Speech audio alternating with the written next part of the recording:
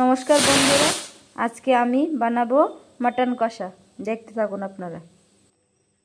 এখানে আমি কিছু মশলা অ্যাড করে দিলাম। পেঁয়াজ কুচি, আদা কুচি, রসুন কুচি, ধনে গুঁড়ো, লঙ্কা গুঁড়ো, জিরে গুঁড়ো।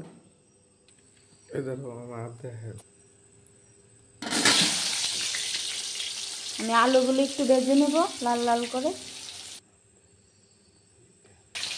কড়াইতে পেঁয়াজ দিয়ে দিলাম, পেঁয়াজগুলো লাল লাল করে ভেজে নেব। মশলাগুলো দিয়ে দিলাম।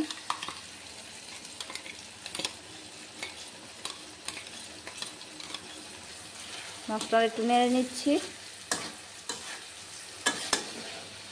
এবার আমি মটনটা দিয়ে দেব।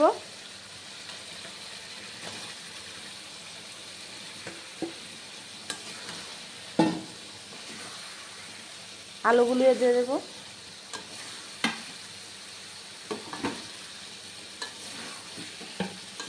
আর একটু ভালো করে কষিয়ে নেব। মাংস কষানো হয়ে গেছে আমার। এবার এতে একটু জল অ্যাড করে দেব।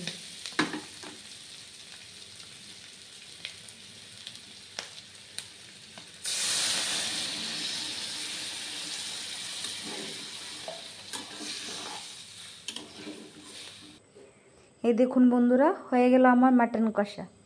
কেমন হয়েছে দেখতে বলবেন আপনারা।